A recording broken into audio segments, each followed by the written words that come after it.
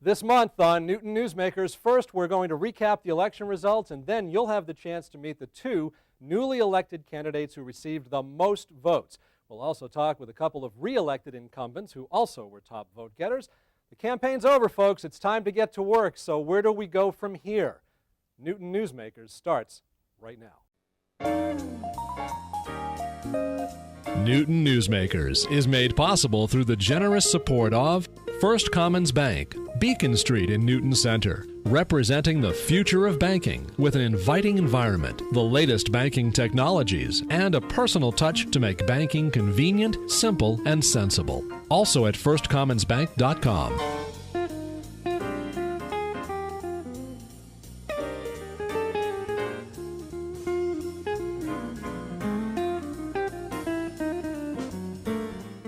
Hi everybody, I'm Charlie Shapiro. Welcome to the November post-election edition of Newton Newsmakers. Our guests will be joining us in just a few minutes. First, a Newton Newsmakers election wrap-up. If you voted on November 3rd, you certainly were not alone. Over 55,000 other Newton voters joined you. That's a turnout of about 41%, one of the most active local elections in recent memory. Starting now at the top of the ticket for our recap, for the past month or so, there was a sense around town that the highly anticipated mayor's contest would turn out to be pretty close, and in fact it was. Seti Warren received 11,210 votes, Ruth Balzer 10,747, which means by a citywide margin of 463 votes, Newton native and former aide to Senator John Kerry, Seti Warren will in fact be the mayor of the city of Newton beginning this January 1st, 2010. Congratulations to Seti Warren. Ruth Balzer will now continue to serve as state representative in Newton's State House delegation. There's going to be a significant change on the Board of Aldermen as well. Here are a few of the results from the contested races in Ward 1. Jay Ciccone, Alan Ciccone, and Carlton Merrill were successful, beating back an attempt by Guy Murfendereski. Moving on to Ward 5, Alderman at Large. In something of a surprise, to some anyway, Bill Brandel, a first-time alderman, will not be getting a second term. Brian Yates, who's been on the board for quite some time, this is his 11th term, I believe. Since 1987, he's been on the board. Will be joining Deb Crossley. Deb Crossley, a new candidate with 8,682.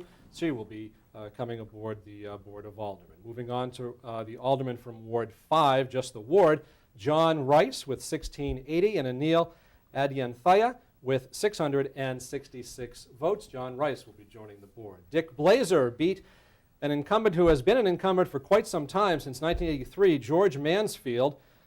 Dick Blazer, who walked the entire ward, and that was successful for him, something similar to what Seti reportedly did as well. And George Mansfield will be leaving the board. Dick Blazer joins. Ward 7 at large. This was a pretty exciting race, and we have one of the folks from that race with us, Ruthanne Fuller, the top vote getter among pretty much all of the candidates. Seidman losing, Sidra Schnipper being re-elected as well, so it'll be Fuller and Schnipper from Ward 7, the alderman at large position. So take a look at this now, and here is a look at your new Newton Board of Aldermen. We've highlighted the folks that are actually coming onto the board. You can see them in, their names are in orange. You can see, so if you take a look at Ward 5, it's Deb Crossley in the top row. Two pictures down, you have John Rice as the Ward 5 alderman coming aboard. I actually, in an uncontested race, was elected to the board at large from Ward 6 to join Vicki Danberg in that position, and Dick Blazer on the bottom there in Ward 6. Ruthanne Fuller on the top of Ward 7 will be joining Sidra Schnipper and the board president, Lyle Baker. And there is your new board of Newton Aldermen. 24 folks, fills up the screen pretty well. So let's move on to the school committee. That was also a very interesting group of races, a bunch of challengers that were not successful. The incumbents did quite well in this contest. And let's take a look at some of the contested races in Ward 2. Renee Murphy, 8,523, beating a challenge by Margaret Albright.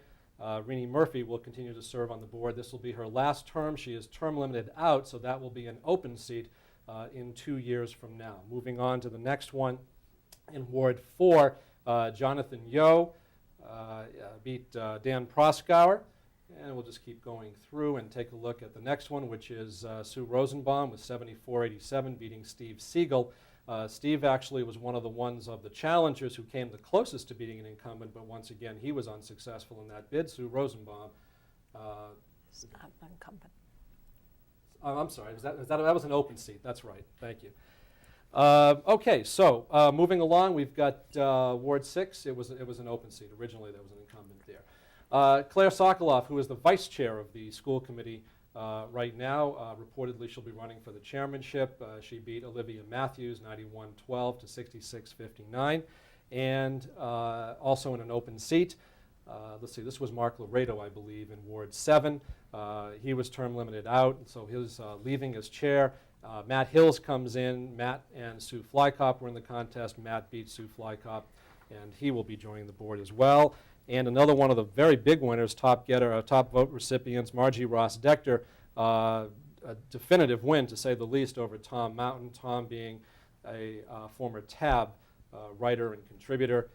Margie with 11,964, and Margie was really one of the top vote getters across all of the races, as a matter of fact. So take a look, and you can meet now on this graphic here before we talk to our guests.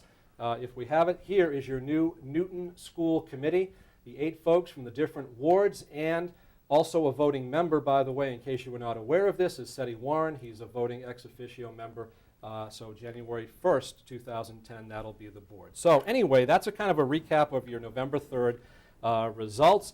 And I'd like to start off with you, Margie. First of all, congratulations. Thank you. You did very well in the primary. You were the top vote getter there as well. A lot of people listened to what you had to say and took a look at your opponent, decided you were the one that should be elected. And so welcome to the Newton School Board. Thank you. You're very, very welcome. And sitting next to Margie, we have Geoff Epstein.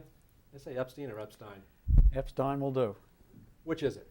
Either one. I'm quite amicable, and I build bridges in language. Anyway, Geoff has been on the board. Geoff was actually the top vote getter in an uncontested race, but over 9,000 votes, I believe, is what you had. Yes. So you'll be staying on the board. And I guess, what I'd like to do, first of all, let me introduce our other 2 guests first, and then we'll come back to you just for a second. I do want to talk to Ruthanne Fuller for a second. Congratulations to you. Thank you. And it's going to be exciting to work with you, actually. Right. So that'll Looking be, forward to it. it should be good. And next to Ruthanne, Ted Hess Mahan, who is not a novice at this. Is that fair to say? Yeah, I've been around a while. Been around? Okay. Ted was also re-elected. Yours was uncontested, I believe, as well. That's correct, yes. It does make it easier when you're uncontested. It does. I mean, being an alderman and running for alderman is pretty difficult to do. We meet 2 or 3 times a week, so it cuts into your campaigning time. Well, let's do this. Let's start off with Ruthanne at first, because I think this whole election campaign, the whole election season, there were mayoral debates, a couple dozen, if not more, maybe 3 dozen almost, mayoral debates. There were aldermanic debates. There were school committee debates. We all at this table went to a good chunk of them, and anybody else who went to these, you could not attend one of these debates anywhere without hearing about the CAG, the Citizen Advisory Group. It framed, I believe, the entire election. You were a co-writer, a co-author of that report as a member of first the Blue Ribbon Commission and then the more recent CAG. So the big question for you is, where do we go from here? What's the priority, and what can we actually accomplish as an executive branch, a legislative branch, a school committee? What can we all do together to have something move forward in a direction where people will notice that there's an improvement coming?